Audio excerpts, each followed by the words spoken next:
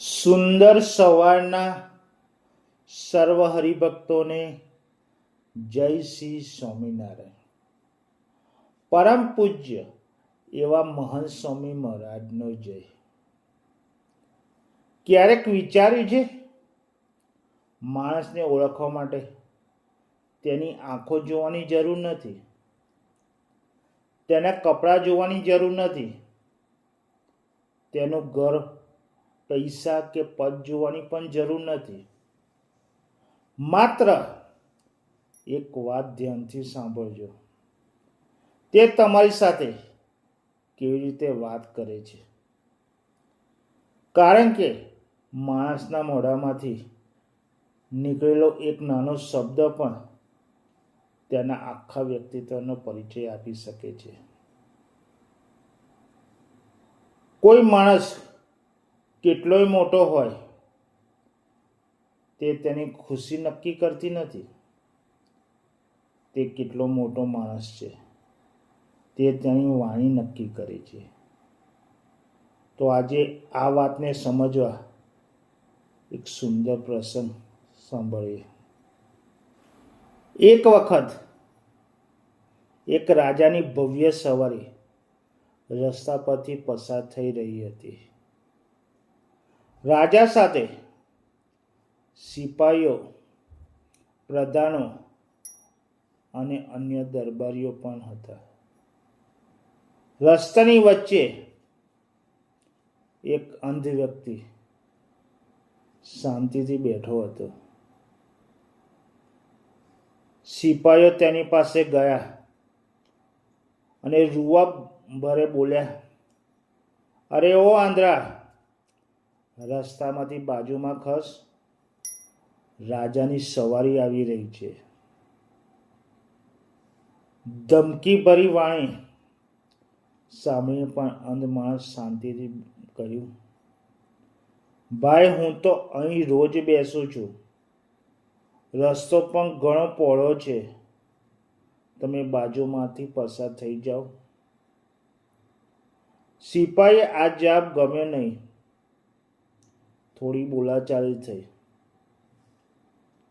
થોડી વાર પછી રાજાનો પ્રધાન ત્યાં આવ્યો. પ્રધાને થોડું નરમ થઈને કહ્યું, આંધળાભાઈ, જરા બાજુમાં ખસો, રાજાની સવારી આવવાની છે. સિપાહીની સરખામણીમાં શબ્દોમાં નરમાઈ હતી, ભાઈ શબ્દ પણ હતો, પરંતુ હજુ પણ વાણીમાં પોતાના પદનો થોડો અહેસાસ હતો. અંધ વ્યક્તિએ જવાબ આપ્યો, પ્રધાનજી, રસ્તામાં તો જગ્યા તો ઘણી છે, આપ જરા બાજુમાંથી નીકળી જશો તો મારી પણ મુશ્કેલી નહીં થાય. એટલામાં રાજા પોતે ત્યાં આવી પહોંચ્યા. રાજાએ અંધ વ્યક્તિને જોયો અને તેની પાસે ગયા અને ખૂબ જ સરળતાથી કહ્યું. રાજાએ ખૂબ સરળતાથી કહ્યું, સુરદાસજી, જરા બાજુમાં ખસશો. બસ આટલા જ શબ્દો.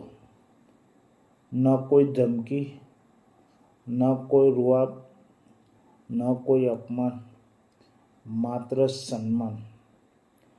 અંધ માણસ તરત જ ઊભો થઈ ગયો. તેના ચહેરા ઉપર આનંદ આવી ગયો. તેણે કહ્યું, મહારાજ, આપ સ્વયં અહીં પધાર્યા, લો, હું તરત જ બાજુમાં ખસી જાઉં છું. આ જોઈને સૌ આશ્ચર્યચકિત થઈ ગયા.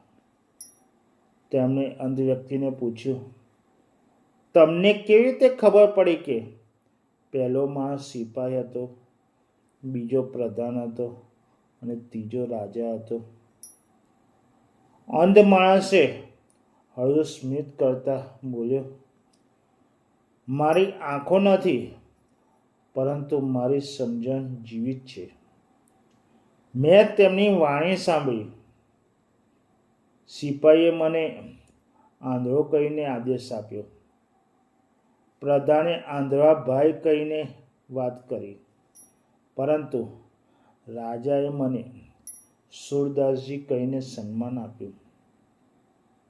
એટલે મને ખબર પડી કે સાચો રાજા કોણ છે. કેટલી ઊંડી વાત છે. મોટું પદ માણસને મોટો બનાવતું નથી, મોટી વાણી માણસને મોટો બનાવે છે. આજના સમયમાં આપણને એ વાત ખાસ યાદ રાખવાની જરૂર છે. આજે માણસ પાસે મોબાઈલ છે, સોશિયલ મીડિયા છે, હજારો લોકો સાથે વાત કરવાની તક છે. પરંતુ મારો સવાલ એ છે, આપણી વાણીમાં હજુ પણ માણસાઈ છે? ઘરમાં આપણે પરિવાર સાથે કેવી રીતે વાત કરીએ છીએ? માતા પિતા સાથે કેવી રીતે બોલીએ છીએ? કર્મચારી સાથે કેવી રીતે વાત કરીએ છીએ? ગરીબ માણસ સાથે કેવી રીતે વર્તીએ છીએ? આપણાથી નાનો માણસ ભૂલ કરે ત્યારે આપણે તેને અપમાનિત કરીએ છીએ કે સમજાવીએ છીએ? કારણ કે તમારી અસલી પરીક્ષા તો ત્યારે નથી થતી જ્યારે તમે તમારા કરતાં મોટા માણસ સામે ઊભા હો. તમારી અસલી પરીક્ષા ત્યારે થાય છે જ્યારે તમારી સામે એવો માણસ હોય જેને તમે કોઈ કામ માટે જરૂરી માનતા નથી. ત્યારે તમારી વાણી શું કહે છે?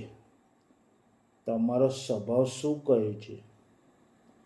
તમારા સંસ્કાર શું કહે છે? જે વ્યક્તિ નાનામાં નાનો માણસને સન્માન આપી શકે છે એ જ ખરેખર મોટો માણસ છે. તમારી પાસે પૈસા ઓછા હોય તો ચાલશે, તમારી પાસે પદ ન હોય તો ચાલશે, તમારી પાસે પ્રસિદ્ધિ નહીં હોય તો પણ ચાલશે, પરંતુ તમારી વાણીમાં માણસાઈ ક્યારે ઓછી ન થવી જોઈએ.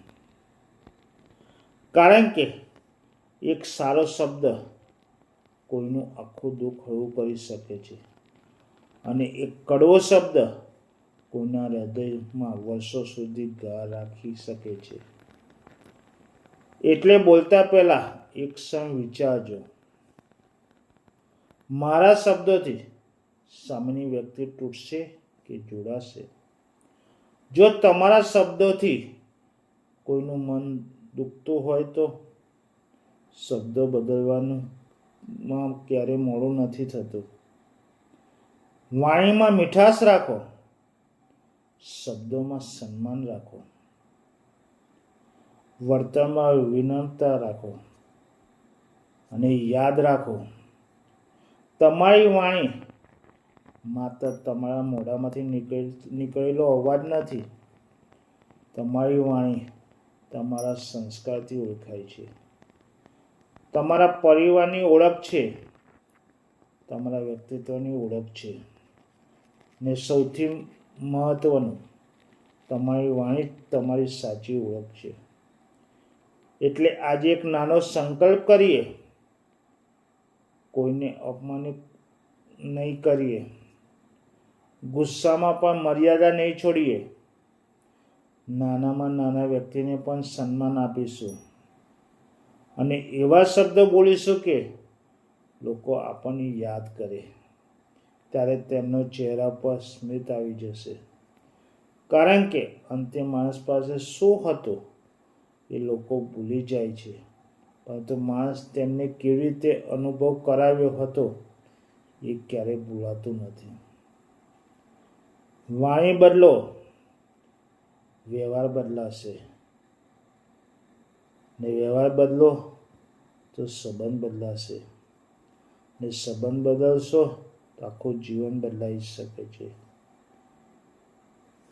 અંતમાં હું એટલું જ કહીશ, પદ માણસને ઓળખ અપાવી શકે છે પણ વાણી માણસને માન અપાવે છે.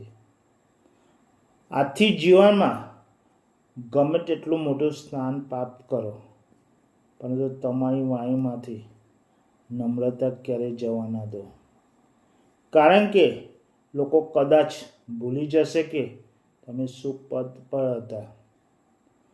તમારી પાસે કેટલી સંપત્તિ હતી, તમે કેટલા શક્તિશાળી હતા, પરંતુ તમે તેમની સાથે કેવી રીતે બોલ્યા હતા અને તેમને કેવી રીતે અનુભવ કરાવ્યો હતો એ તેઓ લાંબા સમય સુધી યાદ રાખશે. મોટા બનવું હોય તો પદ મોટું નહીં, તમારું હૃદય અને તમારી વાણી મોટી બનાવો, કારણ કે અંતે માણસની કિંમત તેના પદથી નહીં, પરંતુ તેના શબ્દો, સંસ્કાર અને વ્યવહારથી થાય છે. જય શ્રી સ્વામિનારાયણ.